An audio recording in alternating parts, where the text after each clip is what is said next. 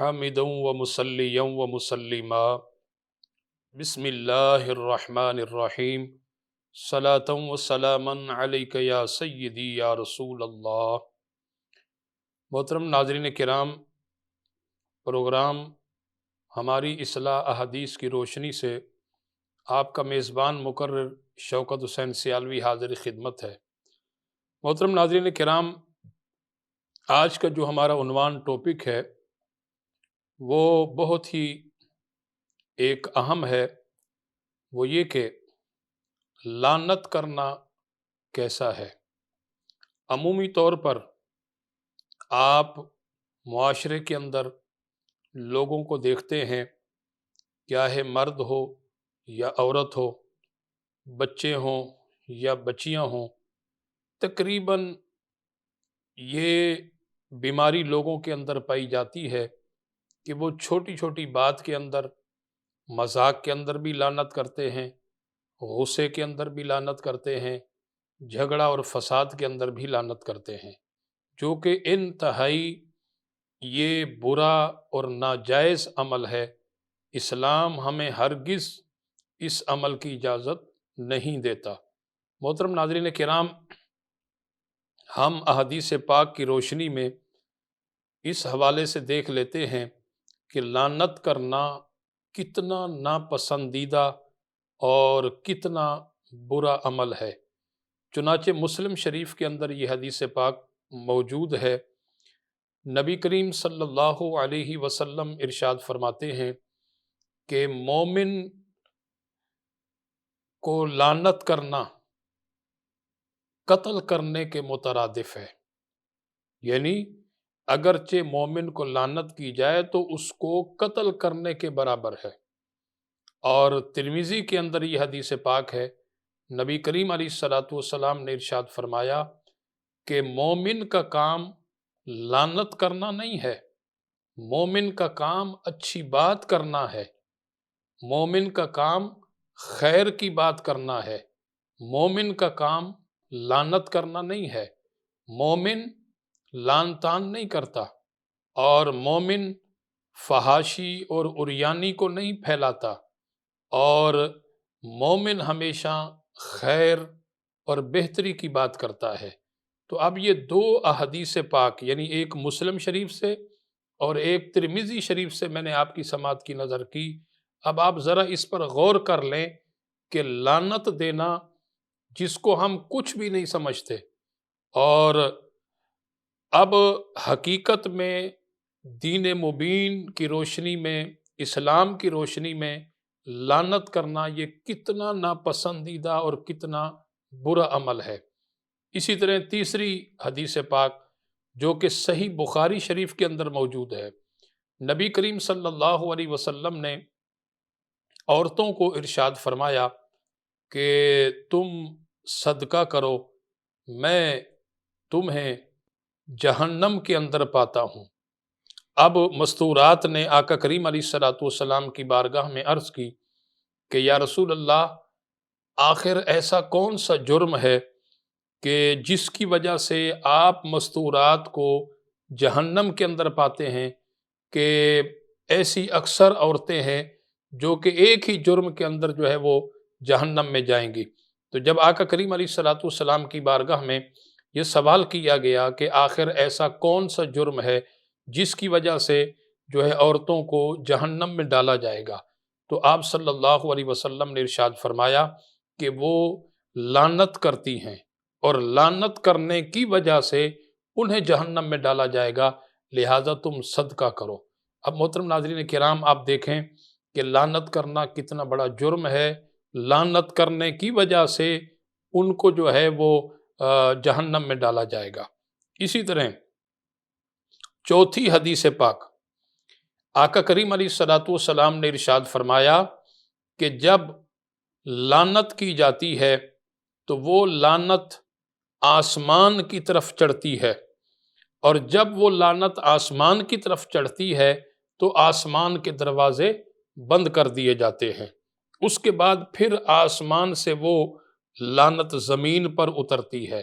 جب زمین پر اترتی ہے تو زمین کے دروازے بھی بند کر دیے جاتے ہیں، اس کے بعد محترم ناظرین کرام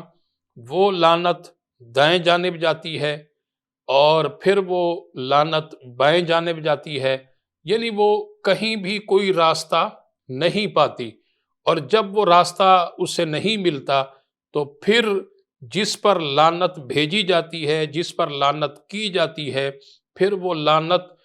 اس پر جو ہے وہ اس کی طرف جاتی ہے، اگرچہ وہ بندہ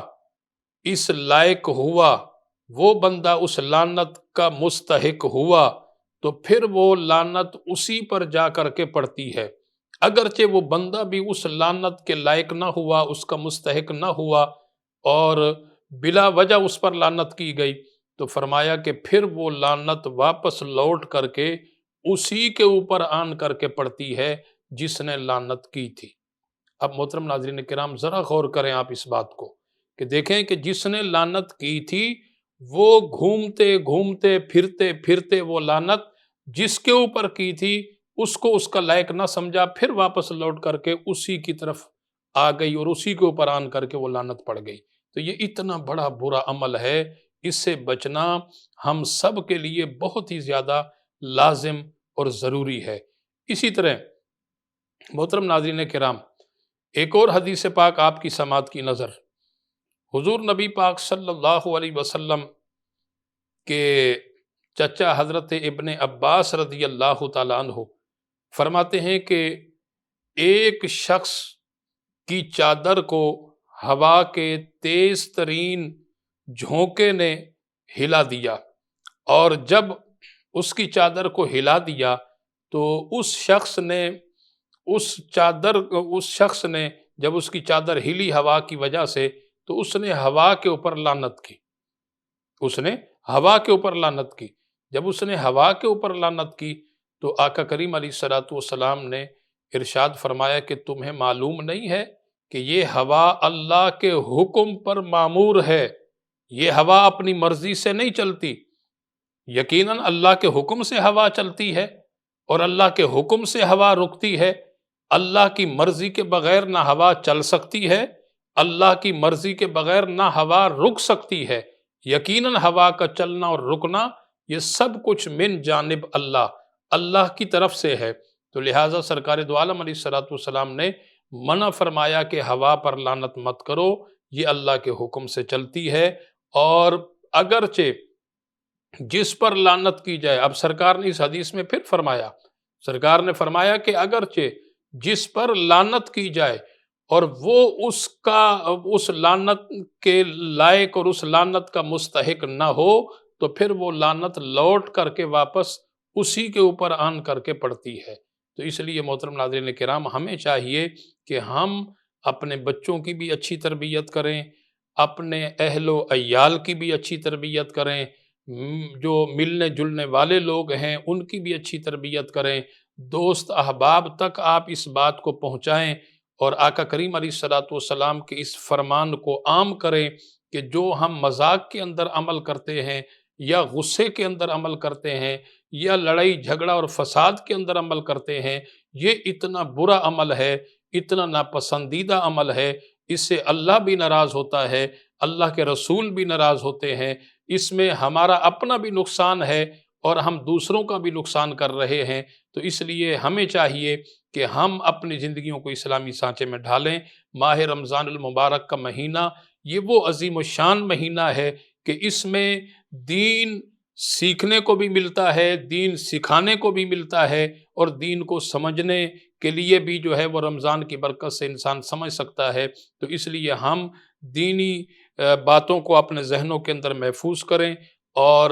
صدقہ جاریہ سمجھ کر جو بات آپ کو علم ہو، جو حدیث پاک آپ تک پہنچ جائے، آپ اسے صدقہ جاریہ سمجھ کر کے آگے پھیلائیں اور لوگوں تک آپ اس حدیث پاک کو پہنچائیں، تاکہ آپ کی تھوڑی سی کوشش کرنے کی وجہ سے اگرچہ سامنے والا بھی اس حدیث کے پاک اپنی زندگی گزارنے لگ جائے گا تو یقیناً اللہ رب العالمین آپ کو بھی اجر و ثواب عطا فرمائے گا، اور جو آپ کی خیر کی بات کو سن کر کے حدیث کے مطابق اپنی زندگی بسر کریں گے، اللہ تعالیٰ ان کی زندگی کو بھی حسین اور خوبصورت بنا دے گا۔ اللہ ہمیں آج کی اس ٹاپک کو سمجھنے کی، اس پر عمل کرنے کی توفیق عطا فرمائے۔ اپنے میزبان مقرر شوکت حسین سیالوی کو کل تک اجازت دیجیے۔ والسلام علیکم ورحمۃ اللہ وبرکاتہ۔